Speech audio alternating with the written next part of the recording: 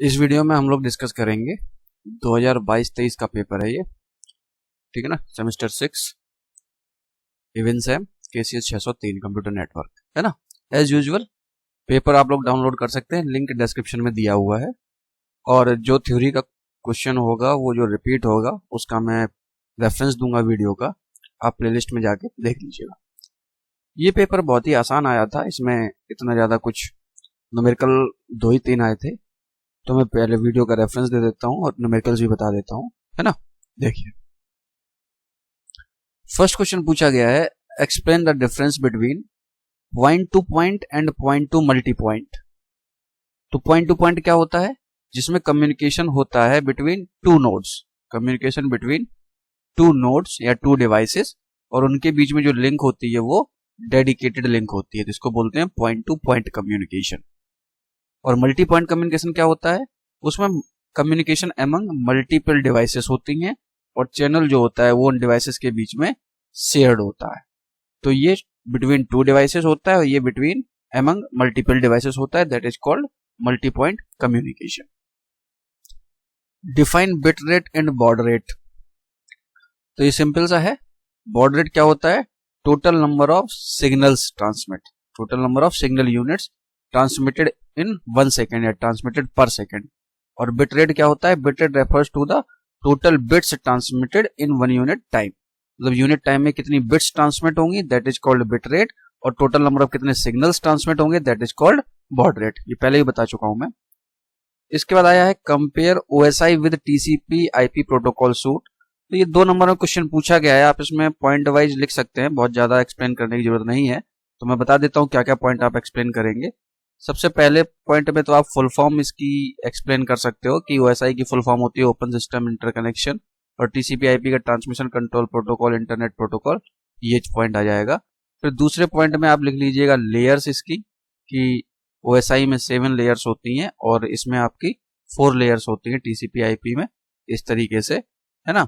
और फिर अप्रोच लिख सकते हैं कि ओएसआई जो है हमारी वर्टिकल अप्रोच को फॉलो करती है और टीसीपी आईपी हमारी हॉरिजॉन्टल अप्रोच को फॉलो करती है, ठीक है ना। और एक पॉइंट दे सकते हैं कि ये हमारा जो है लेस रिलायबल होता है और ये ज्यादा मोर रिलायबल होता है देन ओएसआई मॉडल। तो इस तरीके से आप 4-5 पॉइंट दे दीजिएगा, तो ये डिफरेंस हो गया। फुल फॉर्म का बता दीजिएगा, लेयर का बता दीजिएगा, अप्रोच बता दीजिएगा, रिलायबिलिटी का बता दीजिएगा, ठीक है ना।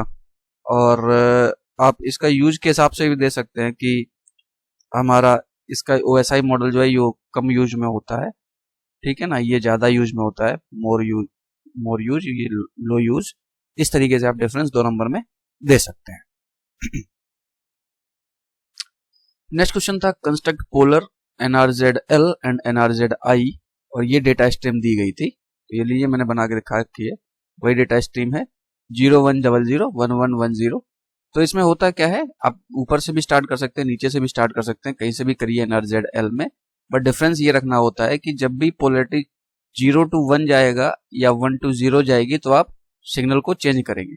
देखिए 0 पे ये गया तो नेक्स्ट इंस्ट्रक्शन 1 है तो इसकी पोलरिटी नीचे आ गई, नेक्स्ट इंस्ट्रक्शन 0 है तो फिर नीचे से वापस ऊपर चला गया, नेक्स्ट इंस्ट्रक्शन 0 ही है तो सेम एज इट इज चलता रहा, फिर 1 आया तो इन्होंने चेंज कर दी, जब तक 1 रहेगा तब तक बराबर ऐसे ही चलता रहेगा, और जैसे ही 1 फिर 0 हुआ, चेंज हुआ तो ऐसे आ गया। मतलब जब भी ये नंबर चेंज हुआ 0 to 1 होगा या 1 to 0 होगा तो पोलरिटी चेंज होगी, that is called NRZ-L।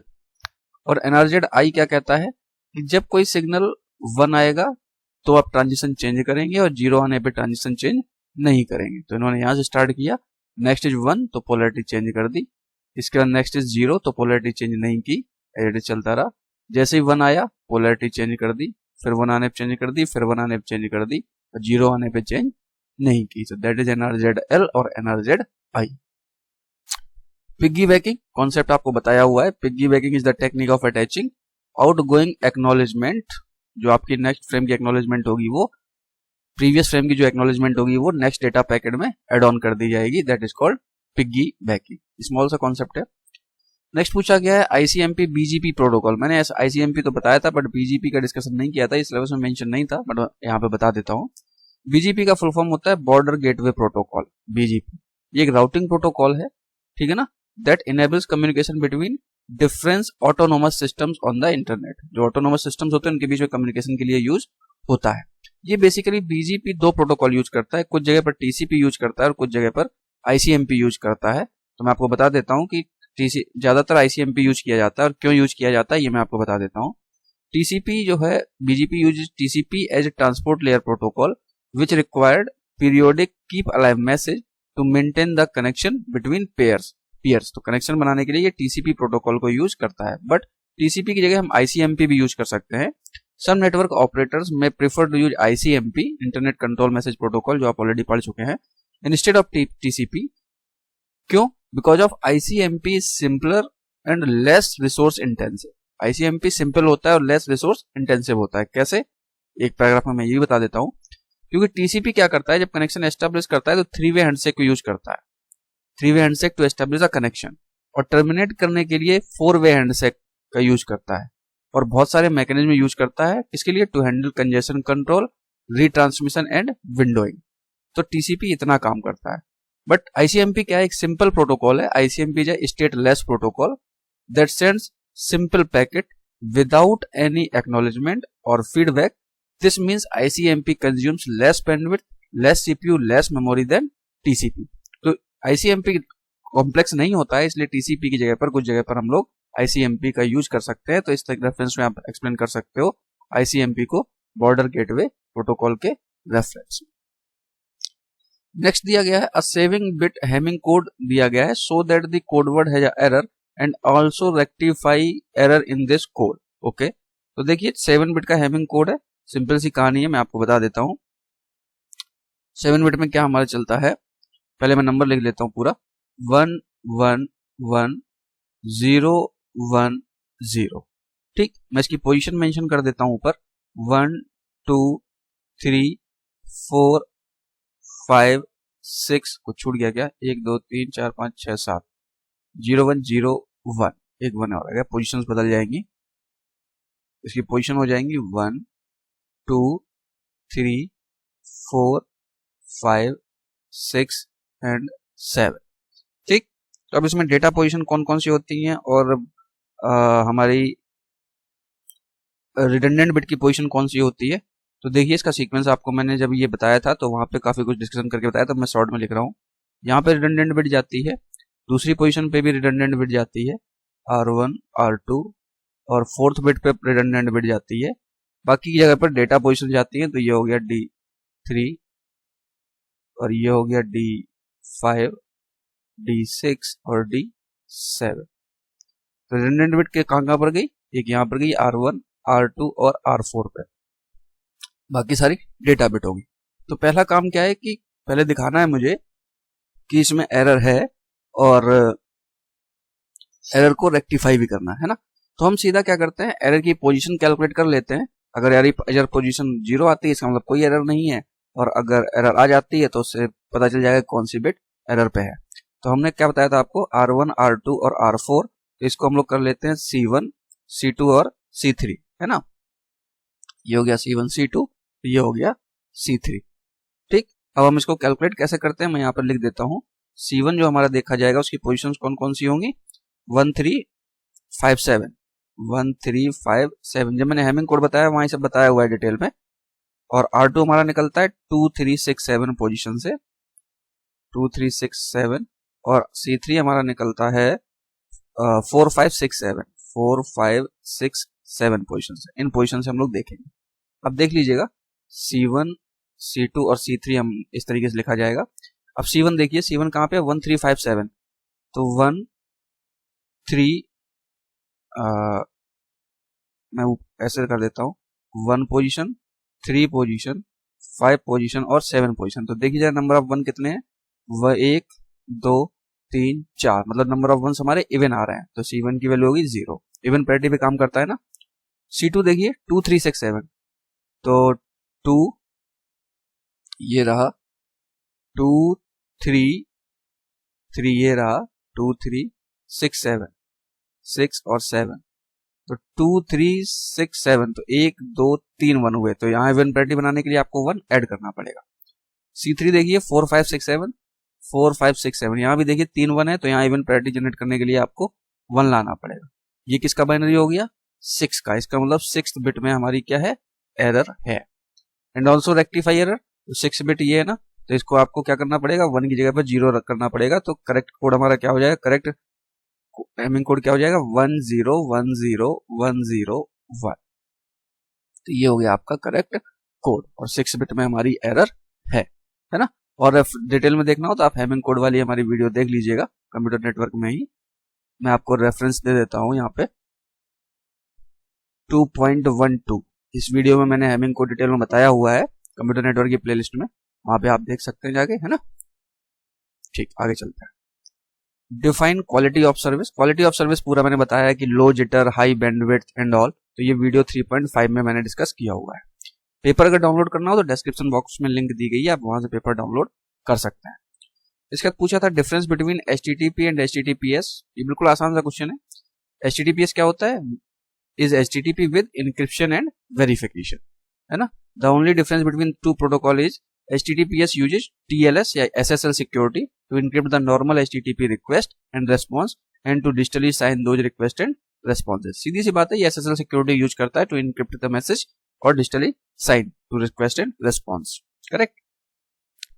Count to infinity problem distance vector routing में मैंने डिस्कस किया हुआ है वीडियो 3.3 में, तो वहां से आप देख सकते हैं। तो आपका ये फर्स्ट क्वेश्चन कंप्लीट हो गया। अब देखिए सेकंड क्वेश्चन क्या कहता है। Name and explain 4 network devices and right about transmission impairment and brief. तो नेटवर्क डिवाइसेस भी मैंने आपको बताई हुई है, ट्रांसमिशन इम्पेयरमेंट भी मैंने आपको बताया हुआ है। तो जो आपकी डिवाइसेस एंड नेटवर्क वो मैंने डिस्कस किया हुआ है वीडियो 1.2 में, और जो ट्रांसमिशन इम्पेयरमेंट की वीडियो है वो भी मैं आपको बता देता हूं, ये मैंने डिस्कस किया हुआ है वीडियो 1.13 में। यहां से आप ट्रांसमिशन इम्पेयरमेंट भी देख सकते हैं। सब कुछ डिस्कस्ड है ऑलरेडी, दोबारा डिस्कस करने की जरूरत नहीं। Explain CSMA CD CSMA CA, तो ये वीडियो 2.5 में डिस्कस किया हुआ है। Working principle of congestion control mechanism with a well defined level diagram. यहाँ पे वर्किंग प्रिंसिपल पूछा गया है कंजेशन कंट्रोल, कोई अलगो नहीं पूछी गई है। तो ये मैंने वीडियो 3.5 में बताया है, hop by hop, choke packet and all, ये तो आप वहां से रेफर कर लीजिएगा। Explain the following terms by taking real world examples, go back N और सिलेक्टिव रिपीट, ये दोनों प्रोटोकॉल्स वीडियो 2.10 में डिस्कस हुए हैं, आप वहां से देख सकते हैं। एक्सप्लेन एसिमेट्रिक क्रिप्टोग्राफी और RSA एल्गोरिथम के स्टेप्स पूछे गए थे, और ये एक डेमोन्स्ट्रेशन पूछा गया था, तो ये मैंने वीडियो 5.4 में डिस्कस किया हुआ है, वहां से आप देख सकते हैं। Discuss all the layer of OSI model, तो OSI मॉडल पूछा गया है, वीडियो 1.6 में दिया गया है। Differentiate between various topologies with well level diagram, तो ये वीडियो 1.5 में दिया गया है। ये पेपर बहुत ही आसान था, इसमें थ्योरी ज्यादा पूछी गई थी, है ना। इसके बाद ये पूछा गया है, अब बिट स्ट्रीम दी गई है 10110, ट्रांसमिशन ये दिया गया है x³ +1, ये x³ है, +1 जनरेटर दिया गया है। Generate CRC code word for this message, तो ये कोड वर्ड हमें जनरेट करने को कहा गया था, तो इसको भी सॉल्व कर लेते हैं। जैसे कि 101, पहले तो x³ +1 को आप बाइनरी में कन्वर्ट कर लीजिएगा, तो x³ के लिए हमारा जनरेटर मैं लिख देता हूं यहाँ पे, x³ +1, इसको बाइनरी में आप जनरेट करेंगे तो क्या आ जाएगा 1, इसके बाद x² और x³ 1001, ये इसका बाइनरी हो गया। अब इसको आपको डिवाइड करना पड़ेगा, किसको? 100111101, है ना। अब इसमें देखिए यहाँ पर कितनी बिट आ रही है? 4 बिट आ रही है, तो यहाँ पे अब आपको 3 बिट एक्सटेंड करनी पड़ेगी, क्योंकि 4 है, एक कम हम बिट एक्सटेंड करते हैं, 3 बिट आपकी एक्सटेंड हो गई। और आप डिवाइड कर लीजिएगा, तो पहले 1 से डिवाइड करोगे आप, तो क्या आ जाएगा 1001, ठीक। तो ये सारे ही 0 हो जाएंगे, है ना। तो यहाँ भी 0, यहाँ भी 0, यहाँ भी 0, यहाँ भी सब कट जाएगा। तो अब नेक्स्ट बिट उतारेंगे तो फिर से 4 बिट आपकी आएंगी 1101, तो 1101, और यहाँ पे आपको 0 बढ़ाने पड़ेंगे कितने? 3 बार, ठीक। अब आप डिवाइड करेंगे तो 1001 है ना, तो फिर से डिवाइड किया आपने 1001, तो 1 का हो गया 0 0 1, ये 0 ही हो गया, ठीक। 100 बचा आपका। फिर आपने नेक्स्ट मैसेज उतारा 0, एक 0 आ चुका था, फिर आपने नेक्स्ट 0 उतारा तो 1000 आया, तो फिर से आपको डिवाइड करेंगे तो 1 से डिवाइड होगा, तो क्या जाएगा 1001। अब इसमें से बचेगा क्या,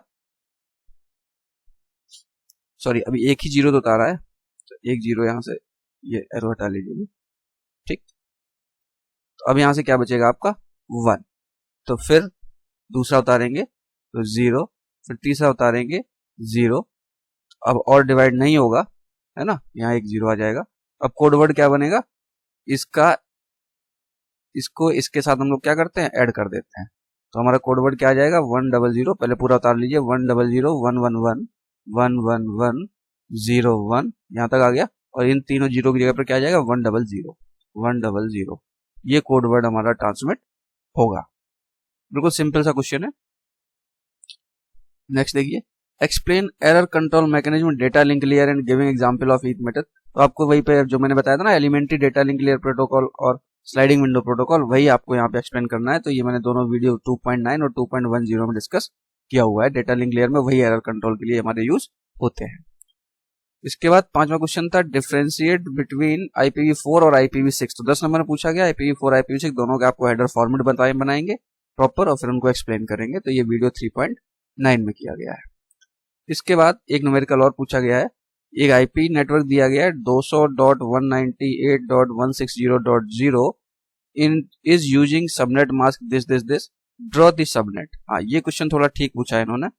इस क्वेश्चन को मैं कर देता हूं, कैसे इसका सबनेट आप डिजाइन करेंगे। तो देखिए सीधी सी बात है, जो हमारा ब्रॉडकास्ट एड्रेस है वो ये है, मैं लिख देता हूं, ब्रॉडकास्ट एड्रेस वो हो गया 200.198.160.0। ठीक है ना। अब आप इसका सॉरी ये तो नेटवर्क है, आईपी नेटवर्क है। अब ब्रॉडकास्ट एड्रेस निकालेंगे, ये आपको आईपी एड्रेस गिवन है। ठीक, अब आप निकालेंगे ब्रॉडकास्ट एड्रेस।